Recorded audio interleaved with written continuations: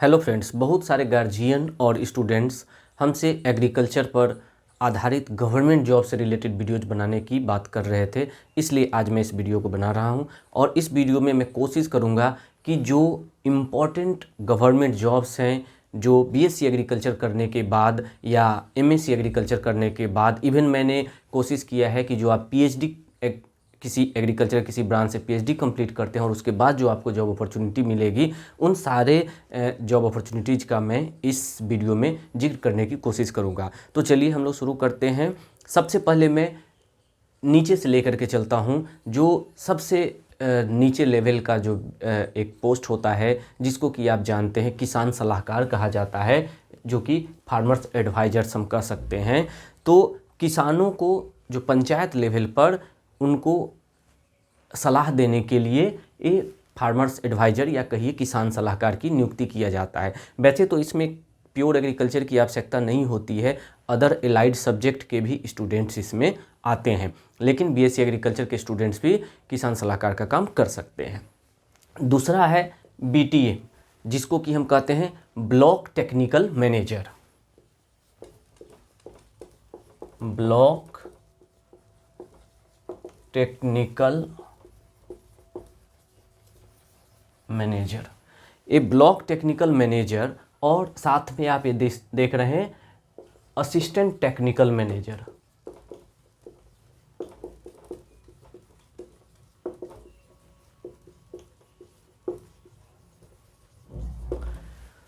ये दोनों post agriculture के स्टूडेंट के द्वारा भरे जाते हैं।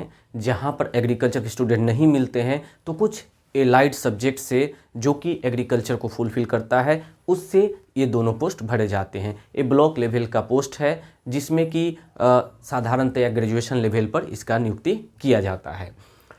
इसके बाद है लैब टेक्नीशियन और असिस्टेंट। लैब टेक्नीशियन और असिस्टेंट ये काफ़ी अच्छा पोस्ट है, जो कि आप देखेंगे जो अलग अलग यूनिवर्सिटीज़ हैं, कॉलेजेज है, वहाँ पर अलग अलग लैब्स होते हैं। जैसे आप सॉइल साइंस का लैब हो गया, पैथोलॉजी का लैब हो गया, प्लांट ब्रीडिंग जेनेटिक्स का लैब हुआ, तो वहाँ जो टेक्नीशियन होता है, जो लैब को संचालित करने का काम करता है, उसको लैब टेक्नीशियन के रूप में या असिस्टेंट के रूप में नियुक्ति किया जाता है। लैब टेक्नीशियन के लिए भी जनरली बीएससी एग्रीकल्चर की आवश्यकता होती है, लेकिन कई बार ये इंटर लेवल पर भी कुछ पोस्ट इससे भरे जाते हैं। अगला है जेआरएफ, जिसको कि हम कहते हैं junior research fellow.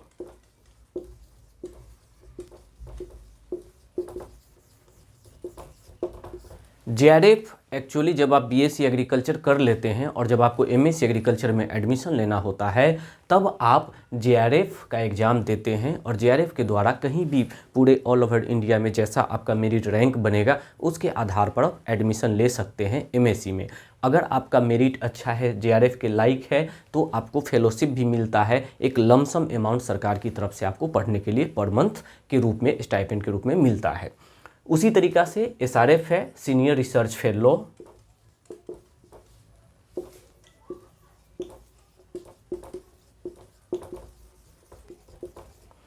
Senior research fellow जब आप एमएससी कर लेते हैं, यानी कि मास्टर्स डिग्री ले लेते हैं एग्रीकल्चर के किसी भी ब्रांच से, और जब आपको पीएचडी करने होते हैं तो आप एसआरएफ का एग्ज़ाम देते हैं, और अगर इसमें आप क्वालिफाई करते हैं तो सीनियर रिसर्च फेलो में जेआरएफ की तरह ही आपको एक लमसम अमाउंट मिलता है आगे पढ़ने के लिए। और इंडिया की किसी भी एग्रीकल्चर यूनिवर्सिटी में जैसा आपका रैंक होगा और उसके अनुसार आपका एडमिशन एसआरएफ के द्वारा पीएचडी के लिए होगा।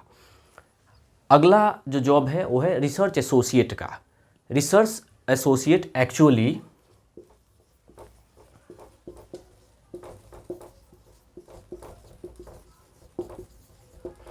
एमएससी और पीएचडी जब आप क्वालिफाई करते हैं, इसमें दोनों आरए का पोस्ट एमएससी के स्टूडेंट के लिए भी होता है और पीएचडी के स्टूडेंट के लिए भी होता है। वो एलिजिबिलिटी आपका डिसाइड होता है। एक्चुअली जो रिसर्च एसोसिएट होते हैं, उनकी बहाली वो रिसर्च से रिलेटेड होता है, यानी कि अगर कोई रिसर्च आता है, जैसे आप मान लीजिए डिपार्टमेंट ऑफ बायोटेक्नोलॉजी है या डीएसटी है या किसी एग्रीकल्चर यूनिवर्सिटी में कोई ऐसा प्रोजेक्ट चल रहा है जो 2 साल का, 3 साल का या 4 साल का प्रोजेक्ट होता है, उस प्रोजेक्ट के दौरान जो साइंटिस्ट होते हैं उसको टेक्निकल वर्क के लिए एक रिसर्च एसोसिएट को की अगर नियुक्ति करनी होती है, एक दो जो उनके प्रोजेक्ट के डिमांड होगा उसके अनुसार रिसर्च एसोसिएट की नियुक्ति किया जाता है, तो जितने पोस्ट होंगे उसके अनुसार रिसर्च एसोसिएट की बहाली किया जाता है। और इसका भी एक अमाउंट फिक्स होता है, उसी समय जब आपकी बहाली होगी उसी समय पर मंथ पेमेंट दिया जाता है।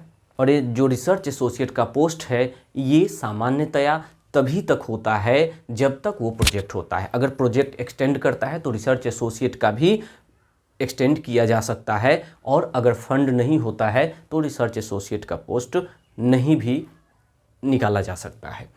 अगला है फार्म मैनेजर। बीएससी एग्रीकल्चर करने के बाद different agriculture colleges and universities में फार्म मैनेजर का पोस्ट निकलता है, जिसको आप अप्लाई कर सकते हैं और एक अच्छे अमाउंट इसमें भी मिलता है। आपका जो है फिक्स सैलरी होता है जो कि पे स्केल पर होता है, पे स्केल बैंड पर इसका अपॉइंटमेंट होता है। काफ़ी अच्छा पोस्ट है फार्म मैनेजर, वो आप बीएससी एग्रीकल्चर के बाद इसमें आप अपॉइंटमेंट पा सकते हैं। अगला है टेक्निकल असिस्टेंट। टेक्निकल असिस्टेंट भी बीएससी एग्रीकल्चर के बाद आप ज्वाइन कर सकते हैं। टेक्निकल असिस्टेंट का कई लेवल होता है, आईसीआर से भी ये पोस्ट निकलता है और different agriculture universities and colleges अपना पोस्ट भी निकालती है। तो टेक्निकल असिस्टेंट का जो हाईएस्ट लेवल होता है, उसका जो कई लेवल होते हैं उसमें से जो हाईएस्ट लेवल होते हैं उसका मेन काम होता है कि जो साइंटिस्ट है उनका टेक्निकल सपोर्ट करना। जैसे मान लीजिए साइंटिस्ट अगर फील्ड में कोई रिसर्च करने के लिए जाते हैं तो वहाँ पर टेक्निकल असिस्टेंट उनको असिस्ट करेंगे। उसी तरीक़ा से अगर लैब में साइंटिस्ट कुछ काम करते हैं तो वहाँ पर भी टेक्निकल असिस्टेंट काम कर सकते हैं। यानी कि जितने भी टेक्निकल वर्क्स होते हैं खास करके यूनिवर्सिटीज़ एंड कॉलेजेज में, उसमें टेक्निकल असिस्टेंट सपोर्ट करते हैं साइंटिस्ट का। अगला है AFO एंड AO। जैसा कि आप देख रहे हैं agriculture field officer and agriculture officer. AFO and AO actually ये बैंक का जॉब है और बैंक में एग्रीकल्चर का ये बहुत अच्छा जॉब है जो कि लगभग सारे बैंक में कुछ न कुछ post agriculture field officer and agriculture officer का होता ही है। आप PO का तैयारी करते होंगे प्रोबेशनरी ऑफिसर का, वैसे ही AFO एंड AO का भी एग्जामिनेशन सेम पैटर्न से होता है। बस अंतर यही है कि आपको इसमें थोड़ा एग्रीकल्चर का नॉलेज जानना ज़रूरी होता है, एग्रीकल्चर के बारे में जानकारी होती है और उसका क्वालिफाई करना पड़ता है एग्जामिनेशन को। अगला है BAO, block agriculture officer.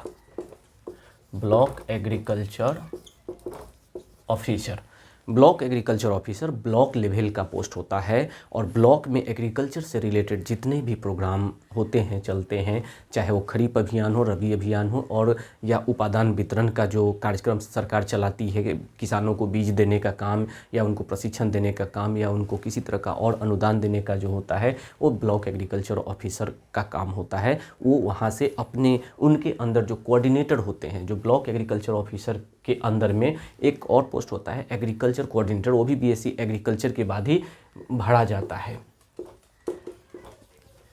Agriculture coordinator, ये पोस्ट काफ़ी ज़्यादा निकलता है और एग्रीकल्चर कोऑर्डिनेटर एक्चुअली अभी के समय में काफ़ी अच्छा पोस्ट है, पैसा भी अच्छा है इसमें। तो एग्रीकल्चर कोऑर्डिनेटर एक ब्लॉक एग्रीकल्चर ऑफिसर के अंतर्गत कई एग्रीकल्चर कोऑर्डिनेटर होते हैं और ये इनका काम को आसान करते हैं।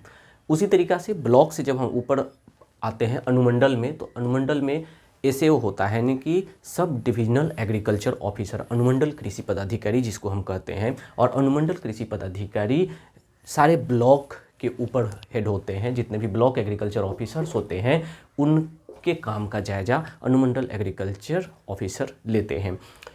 अनुमंडल कृषि पदाधिकारी की तरह ही सब डिविजनल हॉर्टिकल्चर ऑफिसर होता है। जब आप उद्यानिकी की हम बात करेंगे, उद्यानिकी यानी कि हॉर्टिकल्चर क्रॉप्स की बात करेंगे, तो वहाँ पर हॉर्टिकल्चर ऑफिसर्स होते हैं, यानी कि अनुमंडल उद्यान पदाधिकारी। अब जब हम अनुमंडल से ऊपर चलते हैं तब DAO होते हैं, district agriculture officer. District agriculture officer in सारे जो अनुमंडल कृषि पदाधिकारी होते हैं और ब्लॉक एग्रीकल्चर ऑफिसर्स होते हैं, सब का हेड होते हैं और उन सब के कार्यों का जायजा डिस्ट्रिक्ट एग्रीकल्चर ऑफिसर रखते हैं। जितने भी डिस्ट्रिक्ट में एग्रीकल्चर से रिलेटेड जो भी काम होता है वो डिस्ट्रिक्ट एग्रीकल्चर ऑफिसर यानी कि जिला कृषि पदाधिकारी के देखरेख में होता है। तो ये जो डिस्ट्रिक्ट एग्रीकल्चर ऑफिसर है काफ़ी बड़ा पोस्ट है।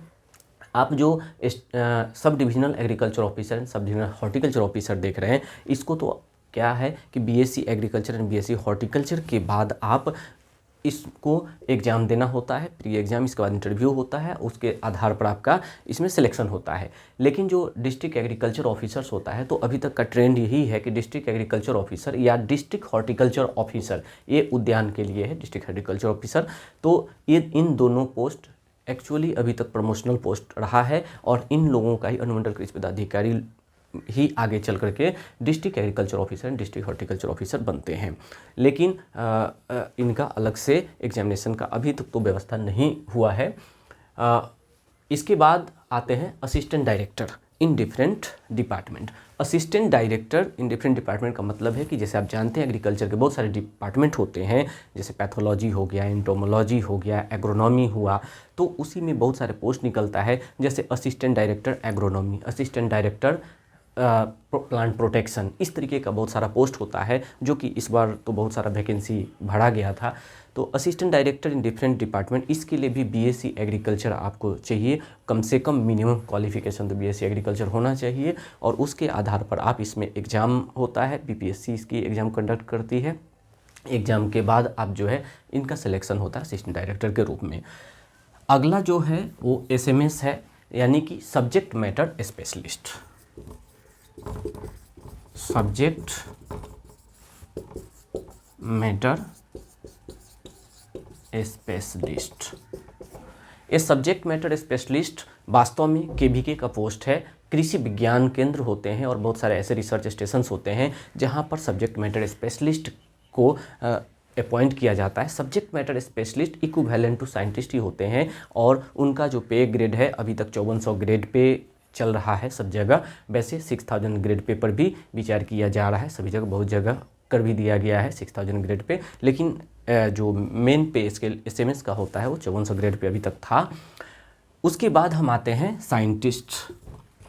अगला जो पोस्ट है वो साइंटिस्ट या प्रोफेसर का है। जो डिफरेंट एग्रीकल्चर कॉलेजेज होते हैं वहाँ पर साइंटिस्ट या प्रोफेसर के रूप में आप अपॉइंट हो सकते हैं, लेकिन साइंटिस्ट या प्रोफेसर को के पोस्ट पर अपॉइंट होने के लिए जो अभी तक का एलिजिबिलिटी था वो masters degree and net qualification आपका होना चाहिए। नेट एक क्वालिफिकेशन है जिससे कि आप जज होता है कि आप इसके लायक है या नहीं है, नेशनल एलिजिबिलिटी टेस्ट जिसको बोलते हैं। तो प्रोफेसर बनने के लिए या साइंटिस्ट बनने के लिए अभी बहुत सारे यूनिवर्सिटीज़ एमएससी के आधार पर ही और नेट के आधार पर इनका चयन करते हैं, लेकिन अभी आईसीआर ने नया नियम बनाया है और पीएचडी को एसेंशियल कर दिया गया है। यानी कि ये जो पोस्ट देख रहे हैं आप एसएमएस का और साइंटिस्ट का, इन दोनों के लिए ऐसा विचार किया गया है कि पीएचडी भी जरूरी है। अभी तक एसएमएस या साइंटिस्ट एंड प्रोफेसर का जो पोस्ट है वो एमएससी एंड नेट के आधार पर ही किया जाता रहा है। तो आगे जो भी हो आपको पीएचडी तक पढ़ाई करने होंगे, तब जाकर के आप साइंटिस्ट एंड प्रोफेसर बन सकते हैं। अगला पोस्ट है एग्रीकल्चर एक्सपर्ट। एग्रीकल्चर एक्सपर्ट आप बिहार सरकार में भी बन सकते हैं, किसी अन्य स्टेट के गवर्नमेंट में भी बन सकते हैं, जिला लेवल पर भी बना जाता है। एग्रीकल्चर एक्सपर्ट का काम होता है कि एग्रीकल्चर के मामले में मंत्रालय को सलाह देना या जो आपके अधिकारी होते हैं उनको सलाह देना कि एग्रीकल्चर के बारे में क्या करना है। तो एग्रीकल्चर एक्सपर्ट काफ़ी अच्छा पोस्ट है। एग्रीकल्चर एक्सपर्ट के लिए भी आपको मिनिमम एलिजिबिलिटी बीएससी एग्रीकल्चर तो होता ही है, उसके ऊपर एमएससी एग्रीकल्चर पीएचडी वगैरह की आवश्यकता पड़ती है। अगला है UPSC BPSC and state public service commission. अगर आपने बीएससी एग्रीकल्चर किया है तो जो सबसे चार्मिंग मेरी नज़र में है कि आप यूपीएससी की तैयारी कर सकते हैं, बीपीएससी की तैयारी कर सकते हैं and state public service commission की तैयारी कर सकते हैं, और एग्रीकल्चर के द्वारा आप इनको क्वालिफाई करके कहीं पर आईएएस बन सकते हैं और आईपीएस बन सकते हैं। तो ये सारे गवर्नमेंट जॉब्स हैं जो कि आप बीएससी एग्रीकल्चर करने के बाद आप कर सकते हैं। बहुत सारे ऐसे जॉब्स हैं जिसमें बीएससी एग्रीकल्चर के बाद आपको मास्टर्स डिग्री एंड पीएचडी करना पड़ेगा, जैसे कि आप देख रहे हैं साइंटिस्ट हो गया और इसी तरीके से एसएमएस हो गया। इस तरह के कुछ है जॉब्स जिसके लिए आपको हायर डिग्री करने की ज़रूरत होगी, लेकिन एटलीस्ट मिनिमम डिग्री जो है आपका बीएससी एग्रीकल्चर होता है। अगर आप पे स्केल की बात करें तो जो साइंटिस्ट का पे स्केल होता है वो 6000 ग्रेड पे होता है, काफ़ी अच्छा और हैंडसम सैलरी मिलता है। तो एक तो सोसाइटी में अच्छा रिपुटेशन भी होता है कि आप एक as a agriculture scientist and lecturer के रूप में काम करते हैं। तो कहीं ना कहीं एग्रीकल्चर में स्कोप काफ़ी अच्छा है और एग्रीकल्चर में गवर्नमेंट जॉब का अपॉर्चुनिटी काफ़ी अच्छा है। चूँकि वीडियो बहुत लंबा हो जाएगा इसलिए मैंने सारे का जो डिटेल में सैलरी एंड हर चीज़ का एलिजिबिलिटी का चर्चा नहीं किया है। जब अलग वीडियो में बनाऊंगा, अगर आपको ज़रूरत होगा किसी भी पोस्ट के बारे में, अगर आपको जानना हो तो आप कमेंट सेक्शन में कमेंट कर सकते हैं, पूछ सकते हैं कि किसमें क्या सैलरी है या क्या इसकी एलिजिबिलिटी है, तो मैं उसके अनुसार आपको बताऊंगी या स्पेशल कोई वीडियो बनाऊंगा अगर आप लोग कमेंट करते हैं तो। चलिए, वीडियो को देखने के लिए धन्यवाद और आप लोग ऐसे ही खुश रहें, हमेशा जुड़े रहें हमसे और अपने माता पिता और अपने राष्ट्र का नाम रोशन करें। जय हिंद।